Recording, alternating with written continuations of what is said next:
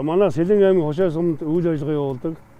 Төмөсний одоо үр үйлдвэрлэлийг төрөлцөө аж ахуйн элит хүч компани байдаг. Элит үр гэж компани юм аа. Би өндөр дахин гомоотын бордоог бол бид хүн ургуулгын уруултын үед хэрэглэж 2 удаа хэрэглэсэн.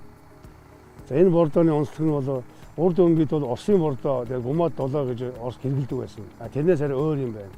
Энэ одоо ингээд бусад бордоог ботход Оросоос орж байгаа бордоог ботход микроэлемент нь олон 4-5-6 микроэлемент илүү хийж өгсөн. Дээрээс нь АО гэсэн гибридийн метин одоо өсөлт нэмэгдүүлэгч тийм бодис өгсөн байна. Дээр нь күхэр гээд одоо элемент хийсэн байна. За күхэр бол одоо сүүлийн үед бол Оросын эрдэмтэд бол энэ күхрийг бол сүүлийн үед бол бусад бүх ордоотой бол холж өгдөг болсон. Күхэр чинь өөрөө бусад бордооныхаа үйлчлэлийг нэмэгдүүлдэг. Тийм ургамал хүртээмжтэй хэлбэр шийдвэрлэдэг тийм бордоо юм байлаа.